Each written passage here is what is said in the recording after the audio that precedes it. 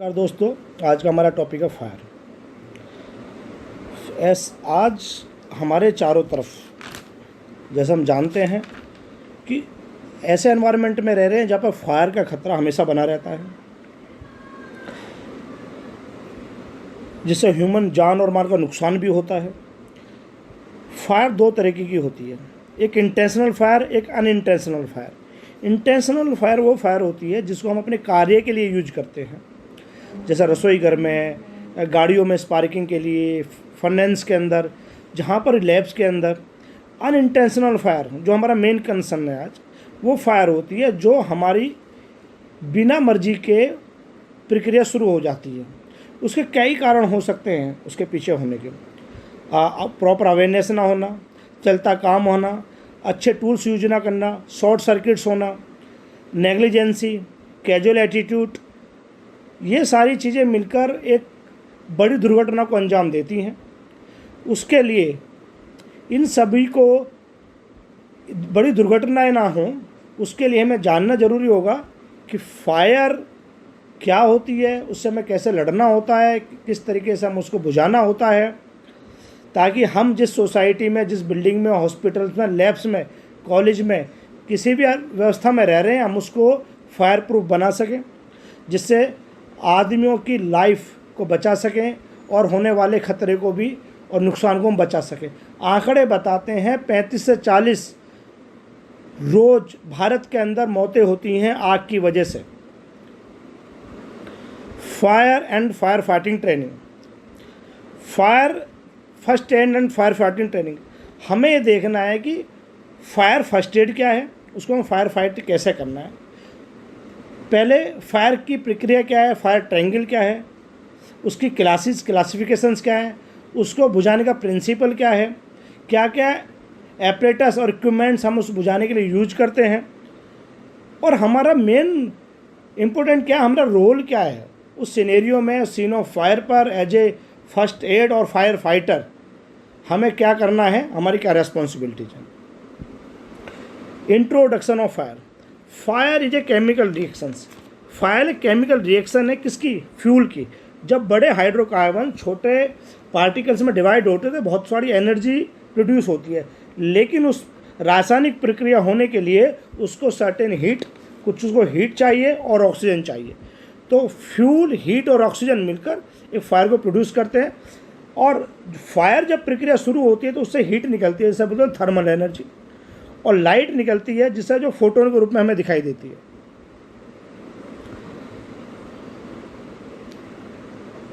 ये हम देख पा रहे हैं कि ट्रायंगल बना हुआ है। फायर का ट्रायंगल 3 चीज़ों से, 3 एलिमेंट से मिलकर बना होता है, एयर, हीट और फ्यूल। फ्यूल हमारा कोई भी हो सकता है, लकड़ी, कपड़ा, प्लास्टिक, रबड़, ऑयल, गैसेज या ऐसे मटेरियल जो ज्वलनशील हों, कुछ भी हमारा फ्यूल हो सकता है, मटेरियल हो सकता है। हीट, उस फ्यूल के हिसाब से हमारा हीट का जो वेरिएंट है, उसका जो टेम्परेचर है, कम और ज़्यादा होता है। लकड़ी किस हीट पर जलना शुरू करेगी, ऑयल थोड़े से इग्निशन पर ही जलना शुरू कर देता है। तो हीट और फ्यूल और एयर, ऑक्सीजन, इनका अपना एक प्रोसेस होता है जिस टेम्परेचर पर यह प्रक्रिया शुरू हो जाती है और फायर डेवलप होती है। फायर की हम जो लॉ देख रहे हैं इसमें, फायर क्या, लाइट जब प्रोसेस होता है तो लाइट निकलती है, उसके मॉलिक्यूल्स जब वो गर्म होते हैं तो ऊपर ग्रेविटी की वजह से ऊपर एक लॉ की तरह बन जाती है। हमने देखा होगा कि फायर में रेड, ऑरेंज, वाइट, ब्लू, इस तरह की लॉ बनती हैं। रेड क्या है, जब रेड लॉ बनती है, जब रेड की फायर होती है रेड कलर की, तो उसका टेम्परेचर डिपेंड अलग होता है, 525 से 1000 डिग्री सेल्सियस। जब ऑरेंज फायर होती है तो 1000 से 1500 मतलब 1500 डिग्री सेल्सियस। जब वाइट फायर होती है तो 2000 डिग्री सेल्सियस। और ब्लू फायर हमारा सबसे ज़्यादा टेम्परेचर पर होती है, जो होती है 3000 डिग्री सेल्सियस पर होती है। ये फायर की हम देख कर बता सकते हैं कि किस तरह की, किस टेम्परेचर में फायर हो रही है। तो हमने फायर को फ्यूल के हिसाब से, कहाँ पर वो फ्यूल, किस तरह का फ्यूल मिला, क्योंकि हीट और ऑक्सीजन तो मिलना ही है, फ्यूल के हिसाब से हमने उसको क्लासेस में डिवाइड कर दिया है। तो कई तरह की क्लासेस होती हैं, class A, class B, class C, class D. Electrical fire class F, जो रसोई घर में और रेस्टोरेंट्स में जो किचन में जो फायर होते हैं उस तरह को हम बोलते हैं क्लास ए फायर। क्लास ए फायर नॉर्मली क्या होती है?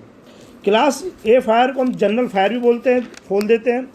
जैसे लकड़ी, कपड़ा, कोयला, कागज़, जूट, इस तरीके का जो सामान हमारा है, गार्बेज है, कॉमन मटेरियल जो होता है उसमें फायर हो जाती है। किसी वजह से हो जाती है, हमने कोई यूज किया, मैच स्टिक यूज करी, वहाँ पर तिल्ली डाल दी, कोई हमने कोई चीज़ यहाँ पर डलती हुई प्रेस कपड़े पर हमने छोड़ दी, किसी वजह से जनरल फायर हमारी होना शुरू हो जाती है। इस जनरल फायर को रोकने के लिए हम वाटर का यूज करते हैं, सबसे अच्छा होता है। बालू, मिट्टी का भी यूज कर सकते हैं। वाटर का यूज करने के लिए हमारे पास होते हैं वाटर एक्सटिंग्विशर्स, वाटर जेट्स, जो उसकी सतह को ठंडा कर देते हैं। Class B fire, class B fire होती है हमारी जो तेल की आग, ऑयल फायर बोल देते हैं, जो petrol, diesel, paints, fluids, alcohol की वजह से जो हमारी इग्नाइट होती है। ये नॉर्मली हमारी, आपने देखा होगा कि ये इस तरह की जो लैब्स होती हैं या ऐसे कारखाने जो ऑयल को, डीजल, पेट्रोल को मेंटेन कर रहे हों, पेंट्स को मेंटेन कर रहे हों, ये हमारे जो ये पेट्रोल स्टेशंस हैं, यहाँ पर पेट्रोल होता है तो यहाँ भी ऑयल फायर होने के बहुत चांस होते हैं।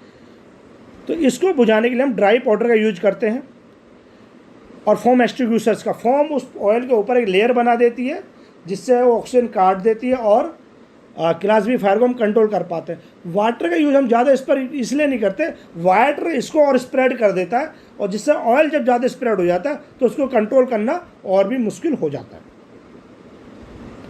Class C fire, class C fire होती है हमारी gas fire. LPG, natural gas, CNG, hydrogen, helium, butane, methane, ये गैसेस जहाँ पे गैसियस एनवायरनमेंट है, जहाँ पे लैब्स हैं, इस तरीके की इंडस्ट्रीज हैं जो गैसों पे काम कर रही हैं, तो उसकी वजह से गैस फायर होती है। गैस फायर को भी हम ड्राई पाउडर से कंट्रोल कर लेते हैं इसको। Class D fire, class D fire होती है हमारी मेटेलिक फायर। मेटेलिक फायर हमारी होती है जो ज्वलनशील धातु होते हैं, एल्यूमिनियम, सोडियम, पोटेशियम, जब उनका टेम्परेचर बढ़ जाता है तो फायर इन मेटल्स के अंदर अपने आप ही फायर होना शुरू हो जाती है। तो इसके लिए भी हम क्या करते हैं, ये एक्चुअली रिफाइनरी और मैन्युफैक्चरिंग में होती है।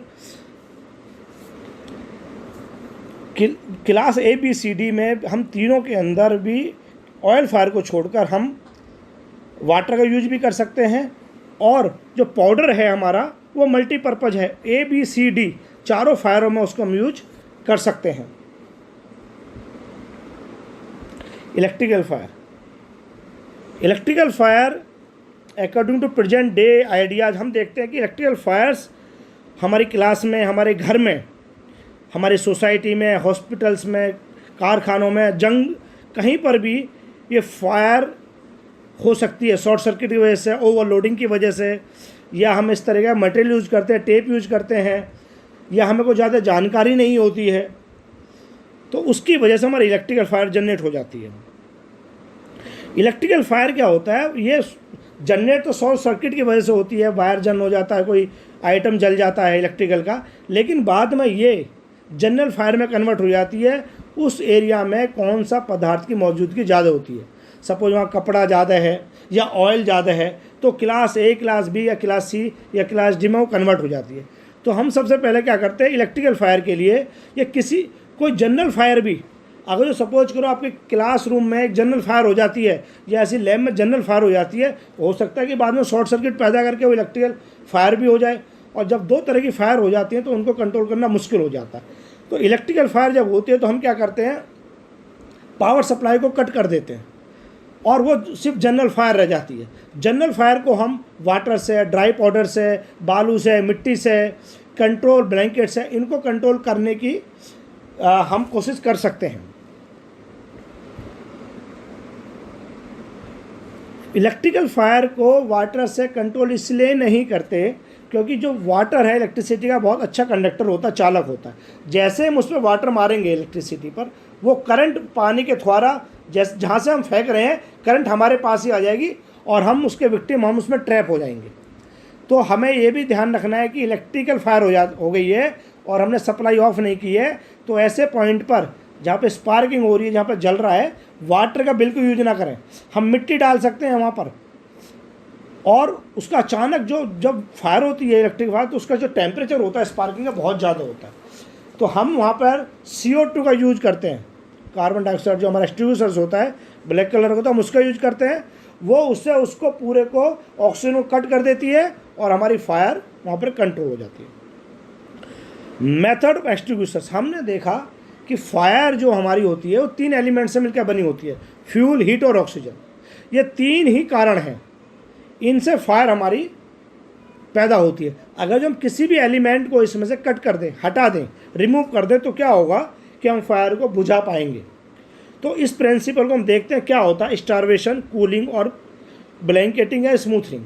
स्टारवेशन क्या होता है? स्टारवेशन होता है भूखा मारना। मीन्स कि जहाँ पर फायर है, जो सीन ऑफ फायर है, सीन ऑफ फायर मीन्स जहाँ पर फायर लगी हुई है वहाँ पर आसपास और कौन कौन सा जितना मटेरियल है उसको हम अलग अलग कर दें। उसको अलग करने से क्या होगा कि उस फायर को लगने के लिए फ्यूल नहीं मिलेगा। जब फ्यूल नहीं मिलेगा तो आग लगेगी कहाँ? तो धीरे धीरे वो आग अपने आप बुझ जाएगी। तब तक हम दूसरे अपने अरेंजमेंट्स, वाटरिंग का, ये भी हम साथ में पहले लगा सकते हैं। कूलिंग क्या करता है? मटेरियल को हम नहीं हटा पा रहे हैं तो हम उसको कूल करना शुरू कर देंगे। बहुत ज़्यादा फायर है, हम उस एक रूम के अंदर फायर लगी है, हम जाकर मटेरियल तो निकाल नहीं सकते, तो हमारा मकसद क्या होगा कि उस एरिया को, उसके आसपास की दीवारों को, सभी चीज़ों को हम पानी से ठंडा करना शुरू करें। उसके लिए हम आगे देखेंगे हम क्या अरेंजमेंट करते हैं। स्मूथनिंग होता है ऑक्सीजन की सप्लाई को कट कर देना। अगर जो हमें ऑक्सीजन नहीं मिली तो फायर सांस नहीं ले पाएगी, ट्रायंगल पूरा नहीं हो पाएगा। जैसे हम इलेक्ट्रिकल फायर में देखते हैं CO2 कि हम लेयर डाल देते हैं और उस पर क्या होता है, इलेक्ट्रिकल फायर हमारी बुझ जाती है। हम ब्लैंकेट भी डाल देते हैं, ब्लैंकेटिंग भी लिखा हो। ब्लैंकेट क्या करता है? वो एक इंसुलेटर होता है, वो ऑक्सीजन को इस पार से दूसरी तरफ नहीं जाने देता है। आपने देखो गैस सिलेंडर पर भी कभी कभी हम देखते हैं कि वो ऑक्सीजन को कट करने के लिए ब्लैंकेट या कुछ ऐसा मोटा कंबल, कुछ भी ऐसी चीज़ डाल देते हैं, बोरी, जिससे ऑक्सीजन नहीं पहुँच पाती और हम लोग कभी कभी गैस सिलेंडर की आग डेमोज में देखा हमने, बुझा पाते हैं। तो स्मूथनिंग, तो मेथड ऑफ एक्सटिंग्विशर में क्या करना है? हमें इन तीनों एलिमेंट को, हीट को कम करना है, फ्यूल को कम करना है और ऑक्सीजन को हटाना है। तो water type extinguishers, chemical mechanical form extinguisher, DCP extinguisher, CO2 extinguishers, जो जहाँ पर मटेरियल, जिसकी वजह से जो क्लासेज हमने इसी वजह से बनाई हैं कि कहाँ पर किस तरह की आग की प्रोबेबिलिटी ज़्यादा है, तो वहाँ पर हम इस एक्सटिंग्विशर्स को प्लेस करते हैं। एक्सटिंग्विशर्स हमें चलाना आना चाहिए। इसमें नोजल होता है, क्लिप होती है। हमें चलाने से पहले इसका ये भी ध्यान रखना होता है कि ये एक्सपायर तो नहीं हो गए हैं, इनकी अपनी डेट होती है। ये प्रेशर मेंटेन किए हुए, उन पर एक बार प्रेशर का एक डिस्प्ले भी लगा हुआ होता है, तो हम ये भी देख पाए उसमें प्रेशर है। उसकी वजह से हम देख पाते हैं कि ये सर्विसेबल है या नहीं है। बहुत सारी जगह देखा गया है कि जब फायर होती है और जब एक्सटिंग्विशर चला तो उसके अंदर कुछ होता ही नहीं है, वो चलते ही नहीं है। होजेस, ये हम देख पा रहे हैं, होजेस है हमारे पास में। उसके आगे एक कॉपर की हमारी कपलिंग लगी होती है, नोजल्स लगे होते हैं। तो 2 तरह की कपलिंग होती है, वाई तरह की कपलिंग होती है, इससे हम 2 होजों को भी आगे लेकर जा सकते हैं। इसमें हम जो नोजल होता है हमारा स्प्रे जेट स्प्रे, जो हम कूलिंग के लिए यूज करते हैं, हम क्या करते हैं जब जेट स्प्रे यूज करते हैं तो क्या करता है, हम फायर फाइटर्स के लिए और आसपास के एनवायरनमेंट को कूल करने के लिए एक वाटर का अम्ब्रेला बना देते हैं। और स्प्रे जेट उसके जो अपोजिट होता है, वो जेट यानी कि एकदम स्ट्राइक करता है सीन ऑफ फायर पर, जिस पॉइंट पर एकदम फोकस हमें करना है, जिस पर हमें टेम्परेचर को एकदम कूल करना है डायरेक्ट। तो इस तरह के हम नोजल्स को यूज करते हैं। हम सपोज करो हम किसी रूम में घुस रहे हैं जहाँ पर बहुत ज़्यादा टेम्परेचर है, तो हम उसे हटाने के लिए सबसे पहले हम क्या करेंगे, उसको बाहर से कूल करना शुरू करेंगे, तभी तो हम अंदर जाएंगे, तभी तो हम आग बुझा पाएंगे। तो कूलिंग एक बहुत बड़ा प्रोसेस है। फायर अलार्म्स, आपने देखा होगा कि सोफिस्टिकेटेड प्लेसेस में, हॉस्पिटल्स में, बिल्डिंग्स में, सोसाइटीज़ में, बड़े बड़े इंस्टीट्यूशंस में ये फायर अलार्म्स लगे होते हैं।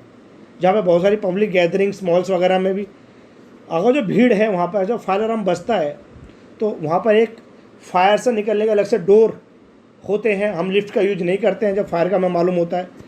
तो अगर जो हमने फायर देखी, हमारी क्या ड्यूटी है, तो हम देखते हैं कि कहीं पर फायर हुआ तो हमारा मेन काम क्या है कि हम उस अलार्म, जिस कांच के बॉक्स में होता है उसको वहाँ से उसको तोड़ें, उसको वहाँ पे हैमर से ब्रेक करें और उसको प्रेस करें, ताकि वहाँ पे लोग अलर्टेड हो जाएं और अपना वहाँ से निकलना धीरे धीरे शुरू हो जाए। या हम देखें कि अलार्म बज गया तो हमको फायर को बुझाने के लिए जाना है, इन्वॉल्व होना है, या हमें लोगों को एस्केप कराने के लिए निकलना है। हमारा रोल जब फायर हो जाती है तो हमारी रोल बहुत इम्पोर्टेंट है। हम वहाँ पे किस रोल में हैं? हमने देखा कि फायर हो गई है कहीं पर, अगर जो हम सचेत हैं, अवेयर हैं, हमें चीज़ों की नॉलेज है, हमें मालूम है क्लास ऑफ फायर किस तरीके की है, हमें मालूम है एक्सटिंग्विशर्स किस तरह से यूज किया जाना है, तो हम निश्चित ही आगे बढ़ेंगे, फायर फाइटर रोल प्ले करेंगे।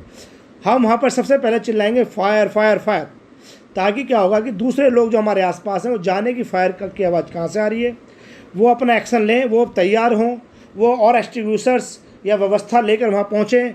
उनमें से कोई आदमी जो हमारा अग्निशमन है, फायर ब्रिगेड है, 101 नंबर होता है, उसको कॉल करके इमीडिएट हेल्प करके बुलाए इमरजेंसी में। और तब तक हम जाकर उस फायर को देखें कि फायर किस तरह की हो सकती है। हो सकता है कि हम सप्लाई कट कर दें और इलेक्ट्रिकल फायर को जनरल फायर में कन्वर्ट करा लें। तब तक हो सकता है कि एक्सटिंग्विशर से जाकर उसको बुझा दें, वेंटिलेशन ओपन कर दें, विंडोज़ को ओपन कर दें, डोर को ओपन कर दें। तो इस तरीके से हमारा रोल बहुत हो जाता है। या वहाँ पर कोई फंसा हुआ है उसको हम तक वहाँ से निकाल पाएँ। फायर की ट्रेनिंग बेसिक लाइफ में हमको नॉर्मल आना ज़रूरी है, क्योंकि कभी भी घर में भी हो सकती है, क्लासेज में भी हो सकती है, हमारे वर्किंग प्लेस पे भी हो सकती है, हमारी चलती हुई गाड़ी में भी फायर हो सकती है।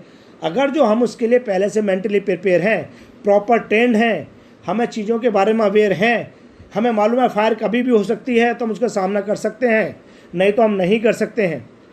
ट्रेनिंग और प्रैक्टिस मेक्स मैन परफेक्ट, तभी हम फायर से लड़ सकते हैं। बहुत सारी होने वाली जान और माल के नुकसान की भरपाई को हम बचा सकते हैं, हम बड़ी दुर्घटना को हम रोक सकते हैं। टाइप ऑफ हमारे एक्सटिंग्विशर्स हैं foam, water, dry powder, CO2, wait chemical. इनकी कलर कोडिंग है, ये इसी कलर कोड में होते हैं। वाटर रेड में होते हैं, फोम पेल क्रीम में होता है, ड्राई पाउडर ब्लू में होता है, CO2 ब्लैक में होता है, वेट केमिकल येलो में होता है। और ये क्लासेस देख रहे हैं, class A, class B, class C, class D, electrical class F। ये किस किस वजह से होते हैं इनमें सभी में लिखा हुआ भी है। कमेंट से लिखे हैं कि हमें इलेक्ट्रिकल फायर में वाटर यूज नहीं करना है। जहाँ पे ग्रीन टिक है तो देख पा रहे हैं वहाँ पे हम इस एक्सटिंग्विशर को यूज कर सकते हैं। इलेक्ट्रिकल फायर पर हम देख पा रहे हैं कि हमें CO2 यूज करना है, और CO2 को हम कहाँ यूज करते हैं, क्लास B में यूज कर सकते हैं। इलेक्ट्रिकल फायर पर सिर्फ ड्राई पाउडर और CO2 का ही यूज कर सकते हैं। फायर के प्रति सचेत होना, बहुत अच्छी ट्रेनिंग होना, हमें मालूम होना, हमारा क्विक रिएक्शंस, स्पॉन्टेनियस हमारा एक्शन ही बहुत बड़ी दुर्घटना को टाल सकता है। धन्यवाद।